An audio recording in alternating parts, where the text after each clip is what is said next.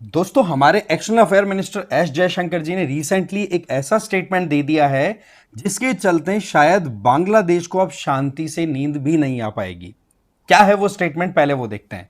उनके द्वारा कहा गया कि हमारे जितने भी नेबर्स हैं, अगर वो भारत के साथ मिलके चलते हैं तो उनको बहुत फायदे हैं और साथ ना चलने के अपने खुद के नुकसान हैं। जैसे कि पाकिस्तान आज के टाइम पे भारत के साथ में बिल्कुल भी साथ चलता हुआ दिखाई नहीं पड़ रहा है, तो उसका नुकसान क्या है कि रिसेंट जिस तरीके से ईरान इजराइल कॉन्फ्लिक्ट के दौरान भारत ने अपने सिटीजन्स को वहां से इवैक्यूएट किया, तो आप देखोगे कि नेपाल और श्रीलंका, जो कि अभी इंडिया के साथ अच्छे रिलेशन मेंटेन करके चल रहे हैं, वहां के जो लोग थे उनको तो आसानी से निकालना पॉसिबल हो पाया। वहीं दूसरी तरफ पाकिस्तान और पाकिस्तानी प्यार में पागल बांग्लादेशी जो लोग वहां पर फंसे रह गए और वो देखते रह गए।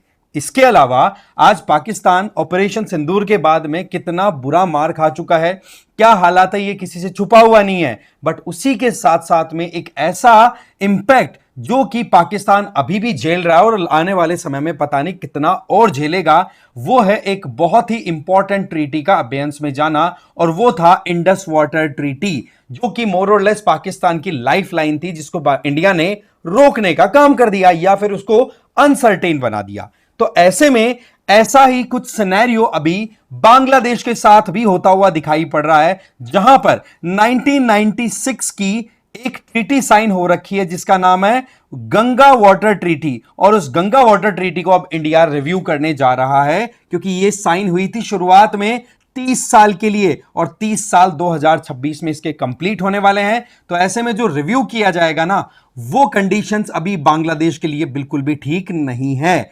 बांग्लादेश में आपको पता है शेख हसीना का कू होने के बाद में वहां पर अनइलेक्टेड गवर्नमेंट चलाई जा रही है, और वो भी एक ऐसे इंडिविजुअल के द्वारा जिसके पास ना अकाउंटेबिलिटी है ना उसकी लेजिटिमेसी है, बस केवल और केवल एक पॉइंट है, वो है एंटी इंडिया स्टैंड। तो देखा जाए तो भारत ने तो वैसे देखो बांग्लादेश की डिफरेंट चालों को अच्छे से समझ भी लिया और उसके लिए कई एक्शंस ऑलरेडी लिए भी हैं, क्योंकि बांग्लादेश ने ऐसा कुछ भी करने से अपने आप को नहीं रोका जो कि एंटी इंडिया ना हो। अब आप देखो कि इंडिया की तरफ से गंगा वाटर ट्रीटी को भी अगर सस्पेंड कर दिया गया, उसको अबेयंस में डाल दिया और उसमें अपनी टर्म्स एंड कंडीशन इंडिया ने डाल दी, तो यह अब बांग्लादेश के लिए भी बुरी खबर है। अब हम समझेंगे कि क्या इस ट्रीटी के मायने हैं, इस ट्रीटी के तहत क्या क्या चीजें डिसाइड हुई थी और इंडिया अभी क्या चाहता है, पूरा अच्छे से समझने की कोशिश करेंगे। लेकिन आगे बढ़े उससे पहले एक तो आप मुझे फॉलो कर सकते हैं इस क्यूआर कोड को स्कैन करके टेलीग्राम पर, और PWIS की तरफ से जो प्रतिज्ञा दिवस ऑफर चलाए जा रहे हैं वो आपके अभी कंटिन्यू है, जिसमें 1 साल की अगर आप टारगेट लेकर के चल रहे हैं तो आप प्रहार ज्वाइन कर सकते हैं इंग्लिश और हिंदी में, टाइटन आपका इंग्लिश में है। 2 साल का प्लान है तो संकल्प है और पिनेकल है। 3 साल का प्लान है तो प्रारंभ है इंग्लिश में कॉलेज गोइंग स्टूडेंट्स के लिए। रेट्स आपके सामने मेंशन की हुई है। साथ ही अगर कोई भी डाउट आपको आए तो आप पिंड कमेंट को चेक कर लीजिए, वहां पर आपको कांटेक्ट नंबर मिल जाएगा, कॉल कर लो, सारी डिटेल्स आप वहां पर ले सकते हैं। अब देखो बात ऐसी है कि भारत ने एकदम अपनी तरफ से क्लियरली ये चीजें अब एक डिफाइन कर दी है कि जब से पहलगाम अटैक हुआ है उसके बाद में हम बहुत सोच समझ करके आगे बढ़ेंगे, क्योंकि क्या होता है कि इंडिया के ऊपर हमेशा से एक पॉइंट हाईलाइटेड रहा है कि इंडिया बिग ब्रदर का रोल प्ले करता है, इंडिया अपने मन में आए जो करता रहता है। तो इस वजह से इंडिया को कहीं ना कहीं गिल्ट भी फील होता रहा है कि यार वाकई में हम इतनी बड़ी साइज के हैं साउथ एशिया में, तो हम क्यों ऐसा फील करवाएं कि भाई आप छोटे हो हम बड़े हैं। तो हम मोरलेस जितनी भी ट्रीटीज हुई थी, जितने भी एग्रीमेंट्स हुए थे, उनमें मोरलेस हमने छोटे एरिया में, जो छोटे पॉपुलेशन में जो छोटे कंट्रीज हैं, उनको अपने मोरलेस स्पेस ज्यादा दिया कि चलिए ठीक है आप बताइए क्या करना है क्या नहीं करना, उसके हिसाब से हमने उनको थोड़ा सा रिलैक्सेशन दे रखा था। बट अब सीधी बात है कि पहलगाम इंसिडेंट के बाद में बहुत सारी चीजें क्लियर हुई है कि देखो हमें हमारे लोगों के बारे में थोड़ा ज्यादा सोचने की जरूरत है।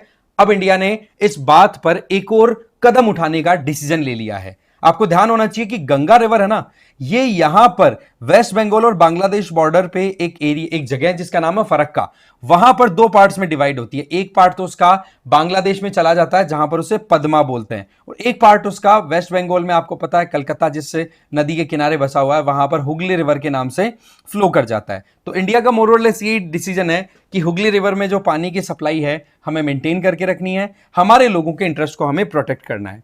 तो ऐसे में हमारा डिसीजन अब किधर जा रहा है, हम ध्यान दे रहे हैं हमारी खुद की डोमेस्टिक नीड्स के आधार पर, चाहे फिर उसमें हम इरिगेशन की बात करें, राइट।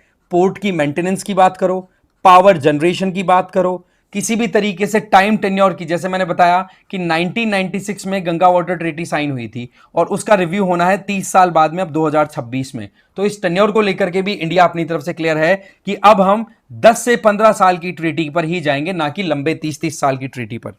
इसके अलावा हम लीन सीजन आपको पता है कि जो हमारी सर्दियों का टाइम आता है, सर्दियों के बाद में जो गर्मियां स्टार्ट होती है, आप मानो फेब से लेकर के अप्रैल मई तक का जो टाइम होता है वो लीन सीजन का होता है, जिस टाइम पर हमें इतना रेनफॉल नहीं मिलता और हमारी नदियों में जो 12 मासी नदियां हैं, पेरिनियल रिवर, जैसे कि गंगा है, ये पेरिनियल रिवर 12 महीने फ्लो होती रहती है, तो इसमें भी वाटर लेवल ड्रॉप हो जाता है। तो ऐसे में हम हमारे शेयर को एक्सपेंड करना चाहते हैं, हमारा ये टारगेट है, या फिर इंडिया इस बात को कंसीडर कर रहा है कि जितना हमारा शेयर है उसको हम 30 से 35 हजार क्यूसेक एडिशनल वाटर शेयर हमारा और इंश्योर करेंगे। तो ऐसे में बांग्लादेश में फिर लीन सीजन के टाइम पे पानी की कमी आ सकती है और यह कमी बांग्लादेश की इकोनॉमी को बहुत बुरे तरीके से डेंट कर सकती है।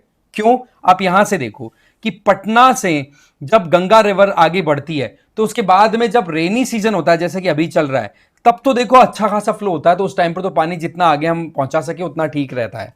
बट वहीं पर लीन सीजन में पानी की कमी आती है, तो यहां पर ये जो कलकत्ता पोर्ट है ना, जो कि आप कह सकते हो हुगली रिवर के किनारे ही बसा हुआ है, वहां पर भी प्रॉपर मेंटेनेंस नहीं हो पाती है, पानी का लेवल है वो ड्रॉप कर जाता है। तो ऐसे में हमारे शिप्स आए जाएं, उनके लिए हमें प्रॉपर फैसिलिटेशन करने की जरूरत है ना, तो क्या चाहिए, वाटर लेवल को हमें अप करने की जरूरत है। तो ऐसे में इंडिया इस चीज को लेकर के क्लियर है। अब बांग्लादेश की बात करें तो ये जो फरक्का डैम है, इस डैम के बाद में बांग्लादेश में एंटर होते ही गंगा नदी का नाम होता है पद्मा, और नॉर्थ की तरफ से फिर ये रिवर आती रहती है, उसका नाम है ब्रह्मपुत्रा, जो कि इंडिया में एंटर होने के बाद बन जाती है जमुना।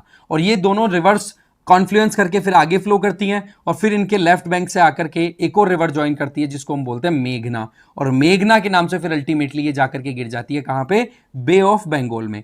ये एक मोटा मोटा नेटवर्क का हमें आइडिया होना जरूरी है।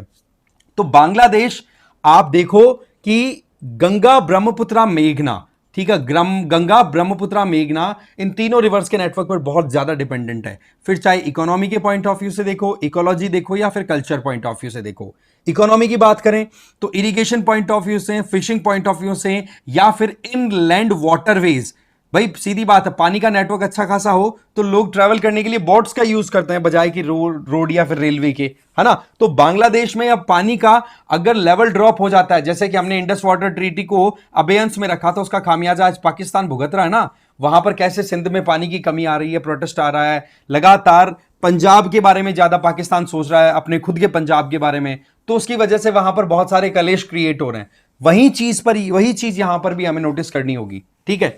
बांग्लादेश में इरिगेशन बहुत ज्यादा डिपेंड करता है इन रिवर्स पे, और अगर चाइना ब्रह्मपुत्रा पर भी कुछ ऊपर कुछ करने की कोशिश करता है तो इंडिया भी तो डैम बनाने की बात कर रहा है ना, कि हम भी जो दियांग शियांग रिवर्स हैं, ठीक है, अरुणाचल प्रदेश में, वहां पर हम डैम बनाएंगे तो ब्रह्मपुत्रा में भी फिर वाटर लेवल ड्रॉप करेगा, तो उसका खामियाजा फिर फर्दर और ज्यादा बांग्लादेश को भुगतना पड़ सकता है। और इस चीज से बांग्लादेश वाकिफ डेफिनेटली होगा कि भाई आप जिस तरीके के इंसिडेंट्स को बैक टू बैक करते जा रहे हो, एंटी इंडिया स्टैंड आप ले रहे हो, इंडिया को काउंटर करना, और वहां पर जो हिंदू माइनॉरिटीज है उनके साथ में आप इंडियन टैग लगा करके जो बिहेवियर कर रहे हो, तो उन चीजों को इंडिया ने काउंटर करना पहले ही स्टार्ट कर दिया। आपने ध्यान दिया होगा कि जो ट्रांसशिपमेंट वाला जो एग्रीमेंट था, जिसमें बांग्लादेशी कंसाइनमेंट्स इंडिया में आते और इंडिया से फिर थर्ड कंट्री में जाया करते थे, उसको इंडिया ने बंद कर दिया। तो वैसे ही बांग्लादेश की इकोनॉमी पे बहुत सारा डेंट पड़ा है। रही सही में, जब से पहलगाम इंसिडेंट हुआ है, हमने बिल्कुल डिसाइड कर लिया है कि जब कभी भी कोई ट्रीटी नेबर्स के साथ होगी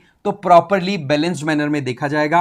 अब चाहे कोई बिग ब्रदर का नाम ले, चाहे कुछ भी ले, हमें डोमेस्टिक नीड्स, हमारी खुद की एस्पेक्ट्स को देखना होगा, क्योंकि हमारे लोगों की नीड्स को अगर हम पूरा ना करके परोपकार में लग जाएंगे तो फिर कैसा फिर मतलब है। भाई हमारे भी तो 140 करोड़ की जनता है, हमें सोचना होगा। हाँ, यहां पर यह पॉइंट जरूर आपके दिमाग में आ रहा होगा कि ये तो कंजर्वेटिव अप्रोच हो जाएगी, पर हमें यह भी तो देखना होगा ना कि जो सामने वाला देश है वो हमारे इंटरेस्ट को प्रोटेक्ट कर रहा है कि नहीं। जैसे कि आज नेपाल और श्रीलंका अगर हमारे साथ में अच्छे रिलेशन मेंटेन करके चल रहे हैं तो क्या हम उनकी सहायता नहीं कर रहे। जैसे कि ईरान का इंसिडेंट बताया, ईरान में तेहरान में मिसाइल अटैक्स हुए इजराइल के द्वारा, तो तेहरान से निकाल के लेके आए ना श्रीलंकन और नेपालीज को भी, तो वहां से बाकियों को नहीं लेकर के आए। भाई सीधी बात है, अगर तुम आंखें दिखाओगे तो फिर ऐसी परिस्थितियों में हम पागल थोड़े ना बैठे हैं कि भाई तुम्हारे मन में है जो करते रहो, हम तो केवल और केवल दान दाता बन करके काम करते रहेंगे। तो वो तो देखो हमारी ही पीठ में छुरा घुपवाने के लिए हम खुद यस बोल रहे हैं कि हाँ जी कर लो जो तुम्हें ठीक लगे, है ना। तो ये सिचुएशन है। तो ये जो वाटर बॉम्ब है ना ये वाला,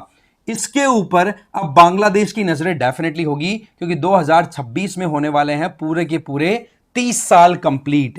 अब ऐसे में अब इंडिया क्या करेगा क्या नहीं करेगा ये तो समय बताएगा। बाकी जो 1996 की ट्रीटी है ना उसके तहत कई प्रोविजंस की बात हुई है, जैसे कि आप देखो गंगा वाटर शेयरिंग को लेकर के एक फॉर्मूला चलता है। फॉर्मूला में दिया हुआ है कि हाँ भाई जब फ्लड सीजन हो तो या फिर रेनी सीजन हो तो उस टाइम पर शेयरिंग का क्या रेशो रहेगा, है ना, किसको कितना पानी मिलेगा, फरक्का डैम पे कितना कितने गेट खोले जाएंगे, वो सारी चीजें। और वहीं दूसरी तरफ लीन सीजन जहां पे पानी की कमी हो तो। इसके अलावा आप देखोगे कि डेटा शेयरिंग का काम होता है सीजन वाइज, है ना। इंडिया अपनी डेटा को शेयर करता है कि इतना वॉल्यूम वाटर आ रहा है, भाई आप बताइए किस हिसाब से क्या कैलकुलेशन होगा।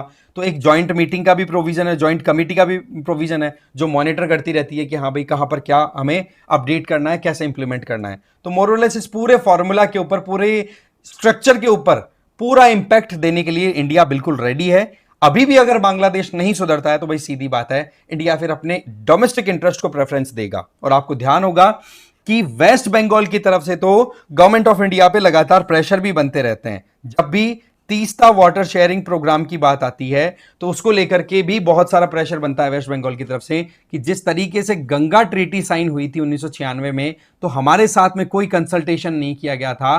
तो वही चीज अभी क्या भारतीय सरकार तीस्ता रिवर के साथ भी करना चाहती है। तो ऐसे में अब इंडिया अपने डोमेस्टिक एस्पेक्ट को देकर के अगर साइन करे तो वेस्ट बंगाल भी इस बात को लेकर के बड़ा खुश होने वाला है। ठीक है, क्योंकि सीधी बात है फरक्का पे अगर पानी का क्वांटिटी इंडियन शेयर के पॉइंट ऑफ व्यू से बढ़ा तो सीधी बात है हुगली रिवर में पानी की क्वांटिटी बढ़ेगी, जो कि वेस्ट बंगाल की इकोनॉमी के लिए बहुत इंपॉर्टेंट रोल प्ले करने वाली है। तो ऐसे कई एस्पेक्ट्स हैं जो वाकई में बहुत इंपॉर्टेंट हो जाते हैं। अब देखने वाली बात यह है कि बांग्लादेश किस तरफ आगे बढ़ता है, एंटी इंडिया जहर जो है वो कितना और अपने लोगों में भरता है, और दूसरी तरफ इंडिया अब इस इंडस वाटर ट्रीटी की तर्ज पर क्या गंगा वाटर ट्रीटी को भी अबेयंस में डालेगा, ये समय बताएगा। बाकी सिग्नल्स आ चुके हैं मिनिस्ट्री ऑफ एक्सटर्नल अफेयर की तरफ से, इसमें कोई डाउट नहीं है। ठीक है, तो इस वीडियो में इतना ही था। आपका क्या मानना है इस मुद्दे पर कमेंट करके जरूर बताना। बाकी इस वीडियो में इतना ही। Thank you.